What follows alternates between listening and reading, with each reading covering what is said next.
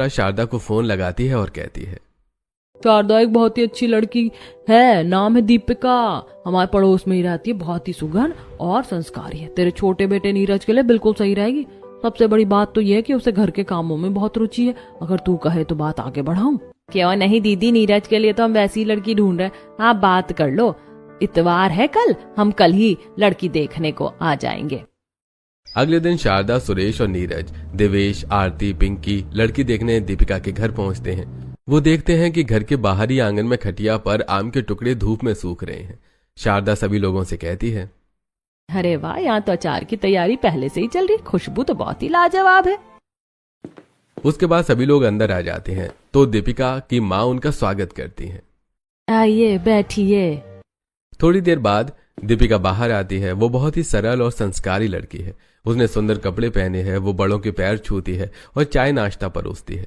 दीपिका सभी को बहुत पसंद आती है और रिश्ता पक्का हो जाता है। फिर शारदा अपने परिवार वालों के साथ वापस चली जाती है।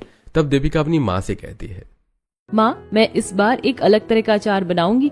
बेटा, तू इतना अच्छा अचार बनाती कि पूरे मोहल्ले के लोग यहाँ मांगने आते हैं। अगर तू ससुराल में ऐसा ही अचार बनाएगी तो पूरा घर तेरा दीवाना हो जाएगा। माँ, मुझे तो दूसरों को खिलाकर खुशी ही मिलती है। वो लोग ये बातें कर ही रहे थे कि तभी एक पड़ोसन मोहिनी अंदर आती है और कहती है, अरे दीपिका बेटा, वो जो तूने पिछली बार अचार दिया था ना, वो खत्म हो गया। मेरे दामाद आए और उन्हें वही अचार खाना है, थोड़ा सा और दे दे बेटा। क्यों नहीं आंटी, मैं अभी लाई, आप बैठिए। अब दीपिका रसोई में जाती है और पहले से बनाकर रखा हुआ अचार थोड़ा सा कटोरी में निकालती है और मोहिनी को लाकर दे देती है। मोहिनी अचार लेकर चली जाती है। धीरे धीरे कुछ महीने बीत जाते हैं और दीपिका और नीरज की धूमधाम से शादी हो जाती है और दीपिका दुल्हन बनकर नीरज के घर आ जाती है। पिंकी उसका स्वागत करते हुए कहती है, आइए आइए चाची, आपका हमारे घर में वेलकम। शारदा दीपिका का गृह प्रवेश करवाती है। थोड़ी देर सभी लोग दीपिका से बात करते हैं। उसके बाद अपने अपने कमरे में जाकर आराम करते हैं। अगले दिन दीपिका सभी लोगों के लिए खाना बनाती है और सभी को परोसती है। दीपिका के हाथ का खाना खाकर सब उसकी तारीफ करते हैं। तब शारदा कहती है, खाना तो सचमुच बहुत अच्छा बनाया है दीपिका, बस अगर घर का थोड़ा अचार होता तो खाने में जान आ जाती। समय का पहिया घूमता है और देखते ही देखते शादी को कुछ महीने बीत जाते हैं। दीपिका ने अपने शांत और मिलनसार स्वभाव से घर के हर सदस्य के दिल में जगह बना ली है। अब फिर से वही चिलचिलाती गर्मी का मौसम आ गया है। एक दिन माधव आम की एक बोरी लेकर घर आता है और हॉल में रखते हुए कहता है, लीजिए, हर साल की तरह इस साल भी मैं आम ले आया हूँ।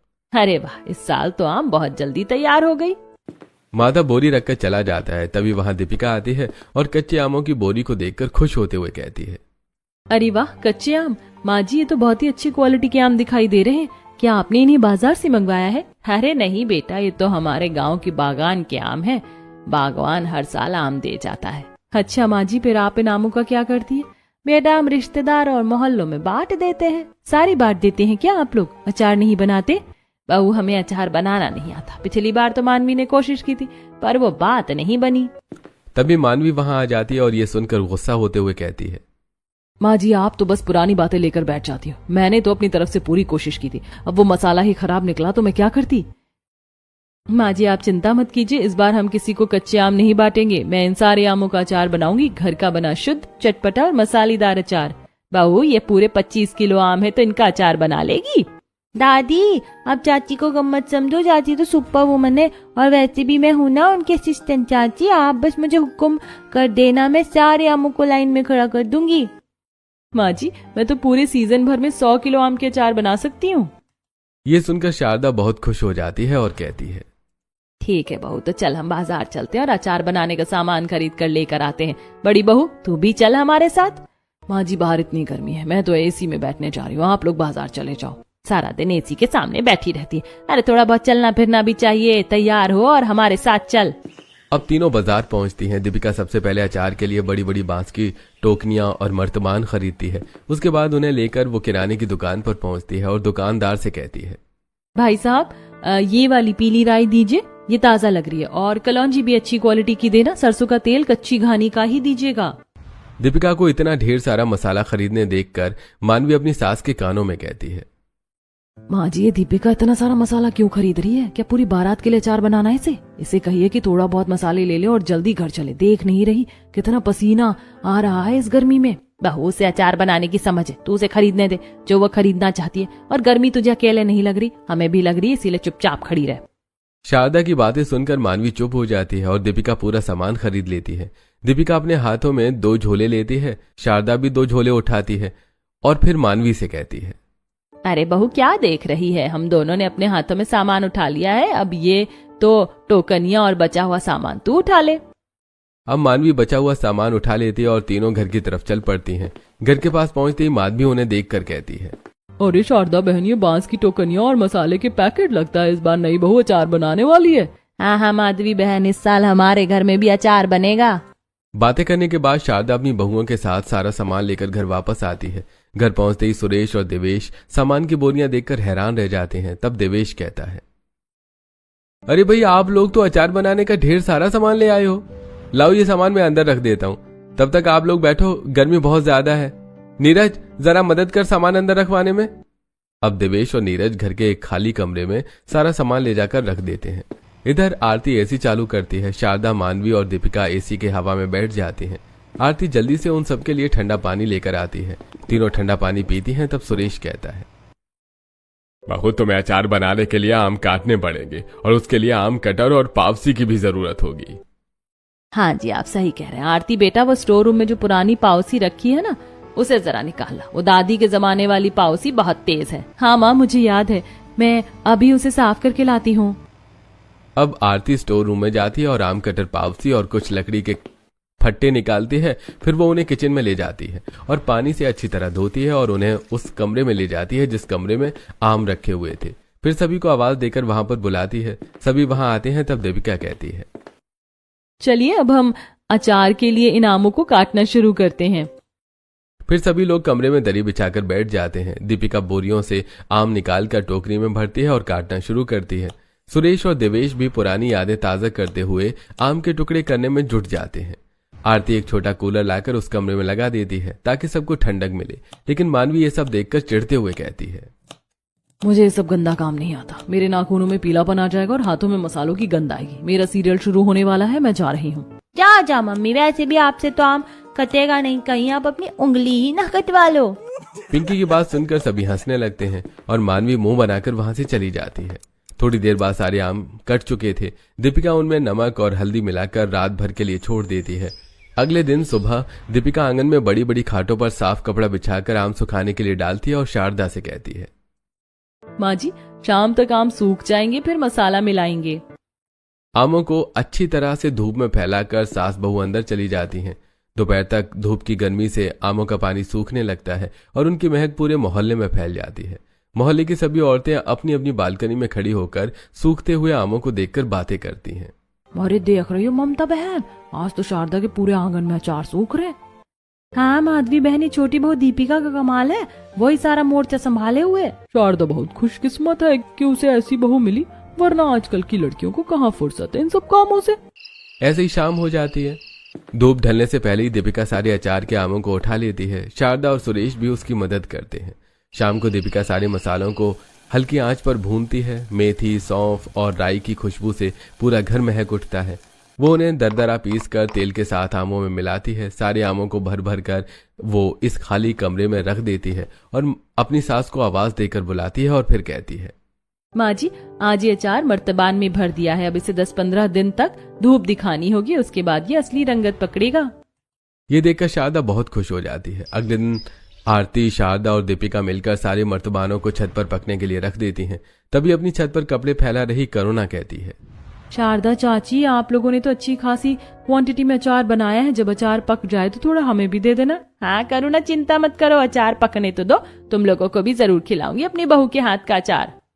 उसी समय मानवी भी छत पर टहलने आ जाती है और उन लोगों की बात सुनकर मुंह बनाते हुए मन में सोचती है, हे भगवान, आजकल तो पूरे घर में अचार के अलावा कोई बात ही नहीं हो रही है। जब से ये देवरानी आई है तब से अचार का लालच देकर सबको दीवाना बना रखा है। मुझसे तो कोई बात भी नहीं कर रहा, सब इसी के आगे पीछे घूम रहे हैं। ऐसे ही 15 दिन बीत जाते हैं। आज दीपिका खाने की मेज पर खाने के साथ अचार परोसती है। खाने के साथ अचार खाकर सुरेश कहता है, वाह भाई, लाजवाब दीपिका बेटा, तूने तो मेरी माँ के हाथ का स्वाद याद दिला दिया। ये खटास, ये तीखापन बिल्कुल परफेक्ट है, मजा आ गया। सच में पापा, ये बाजार वाले अचार से तो 1000 गुना बेहतर है। मानवी, तूने चखा है? कितना बढ़िया है। हाँ ठीक ही है, पर बाजार में भी तो अचार मिल जाता है, इतनी मेहनत करने की क्या जरूरत है। मम्मी बाजार वाले में ये चाची वाला टेस्ट प्यार कहाँ होता। देखा मानवी, मेहनत कभी बेकार नहीं जाती। दीपिका ने तो सबका दिल जीत लिया। बातें करते हुए सभी लोग खाना खाते हैं। अगले दिन माधवी घर आती है और कहती है, शारदा बहन, तुम्हारे घर से अचार की खुशबू पूरे मोहल्ले में फैल रही है, जरा हमें भी तो खिलाओ। हाँ बहन, क्यों नहीं। दीपिका, जरा थोड़ा सा अचार लाकर माधवी बहन को तो दे दो। अब दीपिका रसोई में जाती है और एक छोटे डिब्बे में अचार भरकर लाकर माधवी को दे देती है। माधवी खुशी से अचार लेकर चली जाती है। अगले दिन माधवी फिर से शारदा के पास आती है और कहती है, शारदा, इतना टेस्टी अचार मैंने आज तक नहीं खाया। सुनो, मेरी एक बात मानोगी? मेरी बड़ी बहन के यहाँ शादी है, क्या तुम मुझे 5 किलो अचार बना कर दे सकती हो? मैं इसके बदले पैसे दे दूंगी। पैसे? अरे नहीं बहन, हम पड़ोसियों से पैसे कैसे ले सकते हैं। और वैसे भी आंटी, हमने एक साथ 25 किलो आम का अचार बनाया था। आप बस मर्तबान दे दीजिएगा, मैं उसी में से आपको अचार दे दूंगी। ये सुनकर माधवी बहुत खुश हो जाती है। शाम को वो 5 किलो का मर्तबान लेकर आती है और उसमें दीपिका अचार भरकर उसे दे देती है। माधवी अचार लेकर चली जाती है। 2 दिनों बाद करुणा का फोन आता है और वो कहती है, शारदा चाची, कल मैं माधवी चाची के घर गई थी तो उन्होंने मुझे आपके घर का बना हुआ अचार चखाया, बड़ा ही अच्छा है। मैं कह रही थी कि मेरे लिए भी 5 किलो भिजवा दीजिए, मैं आपको पैसे भिजवा दूंगी। अब शारदा आरती के हाथ से 5 किलो अचार करुणा के घर भिजवा देती है। थोड़ी देर बाद आरती अचार का मर्तबान करुणा के घर देकर वापस आ जाती है और अपने भाभी के हाथ में पैसे देते हुए कहती है, भाभी, ये करुणा भाभी ने भेजा है। आपने 25 किलो आम का अचार बनाया था, जिसमें 10 किलो तो चला गया। अब हमारे पास 15 किलो ही बचे हैं। लेकिन आज तो चाची की पहली कमाई भी आई है, चलो चाची हमें पार्टी दो। दीपिका अपनी पहली कमाई जो पड़ोसन ने एडवांस के तौर पर दी थी शारदा के हाथों में रख देती है और कहती है, माँ जी, ये अचार के लिए पहला ऑर्डर मिला है, ये पैसे आप रखिए। जीती रहे बेटा, तूने तो घर बैठे लक्ष्मी का रास्ता खोल दिया। मानवी, तू देख रही है दीपिका कितनी गुनी है, और एक तू है कि तू घर के लिए भी अचार नहीं बना सकती। हाँ हाँ देख रही हूँ, अब बस यही कमी रह गई थी कि घर में अचार बेचा जाए। मम्मी, आप तो जल रही हो चाची से। आज तो पार्टी होगी ना, हम ऑनलाइन आइसक्रीम मंगाएंगे। क्यों नहीं, आज सबकी तरफ से पार्टी। घर में खुशियों का माहौल है, लेकिन मानवी अंदर ही अंदर ईर्ष्या से जल रही है। शाम को दीपिका ऑनलाइन आइसक्रीम मंगवाती है और सभी लोग बैठकर आइसक्रीम खाते हैं। अब पड़ोस के कुछ और लोग 5 किलो अचार खरीदते हैं और इस तरह दीपिका के पूरे 25 किलो अचार बिक जाते हैं। दीपिका शारदा से कहती है, माँ जी, हमारे 25 किलो अचार तो बिक गए। आप ऐसा कीजिए कि 25 किलो और मंगवा लीजिए, हम उनकी भी अचार बना लेते हैं। ये सुनकर शारदा बहुत खुश हो जाती है। वो माधव को फोन लगाती है। माधव बागों में कच्चे आम तोड़ रहा था, तभी शारदा माधव से कहती है, अरे माधव, 25 किलो की आम की बोरी और पहुंचा देना आज। हाँ माँ जी, आपने सही समय पर फोन किया है। मैं बस बागों से आम ही तोड़ रहा था, शाम तक पहुंचा दूंगा। शाम को माधव आम की बोरी लाकर शारदा के घर पहुंचा देता है। शाम को देवेश ऑफिस से आता है और कहता है, माँ, मेरे ऑफिस के बॉस ने मेरा अचार चखा जो मैं टिफिन में ले गया था। वो तो इसके दीवाने हो गए हैं। उन्होंने अपने लिए 5 किलो और अपने पूरे स्टाफ के लिए 10 किलो अचार का ऑर्डर दिया है। वो गुजराती हैं और कह रहे थे कि उन्हें उसमें थोड़ा सा मेथी ज्यादा वाला फ्लेवर चाहिए। भैया, आप चिंता मत कीजिए, मैं उनके लिए स्पेशल मेथी वाला अचार बना दूंगी। आज ही तो माँ ने बागों से 25 किलो आम मंगवाए हैं। हाँ भाई, हमारी दीपिका बहू तो घर की लक्ष्मी निकली। खानदान की 100 बहुएं मिलकर भी दीपिका बहू की बराबरी नहीं कर पाएंगी। क्या? हे भगवान, इसकी इतनी तारीफ। मुझे कुछ करना होगा, वरना ये तो सबकी आंखों का तारा बन जाएगी और मैं बस किनारे रह जाऊंगी।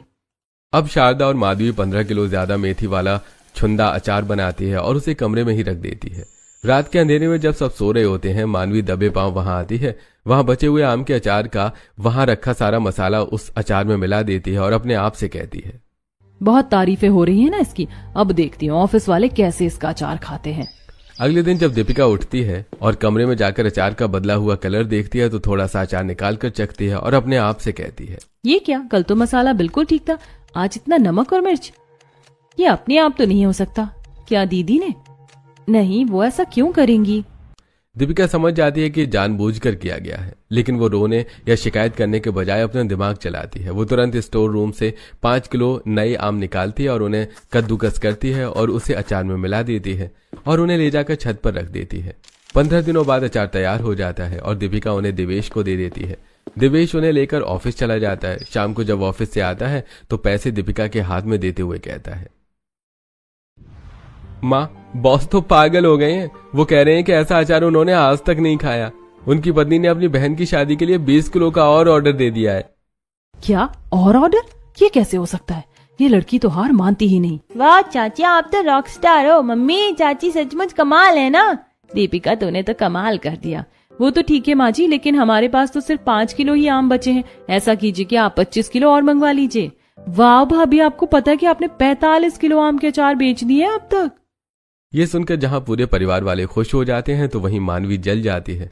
अगले दिन शारदा फिर से 25 किलो आम मंगा लेती है और शारदा दीपिका मिलकर अचार बनाने की तैयारी शुरू करती हैं। इस बार भी वो सौंफ वाला अचार बनाती है। तभी आरती वहां आकर कहती है, माँ, मेरी सहेलियों ने 5-5 किलो आम के अचार के ऑर्डर दिए हैं और ये लीजिए, उन्होंने एडवांस में पैसे भी भेज रहे हैं, तो आप 10 किलो बढ़कर अचार बना लेना। ठीक है आरती, तो दीपिका बहू, हम पूरे आम के अचार बना लेते हैं। अब दीपिका और शारदा मिलकर पूरे आम के अचार बना लेती हैं और अगले दिन सभी को दे देती हैं। शाम को देवेश घर आकर दीपिका को पैसे देता है। तब आरती कहती है, भाभी, आपने तो अब तक 75 किलो आम के अचार बनाकर बेच दिए। अरे वाह चाची, आप तो अमीर होती जा रही हो। पिंकी की बात सुनकर सभी लोग हंस पड़ते हैं। ऐसे कुछ दिन बीत जाते हैं। एक दिन नीरज शाम को घर आता है। सभी लोग हॉल में बैठे होते हैं। नीरज भी वहां बैठ जाता है और दीपिका से कहता है, दीपिका, मेरे एक दोस्त ने अपने बेटे की बर्थडे पार्टी के लिए 20 किलो आम के अचार का ऑर्डर दिया है, तो तुम उसे बना देना प्लीज। और हाँ, उसने कुछ पैसे एडवांस भी दिए हैं, ये रखो। तब परिवार के सभी लोग बहुत खुश हो जाते हैं। अब शारदा 25 किलो आम फिर से मंगवा लेती है और अपनी बहू के साथ अचार बनाना शुरू करती है और वो दीपिका से कहती है, बहू, 20 किलो अचार हम ऑर्डर के लिए दे देंगे और 5 किलो घर के लिए रख लेंगे। हाँ माँ जी।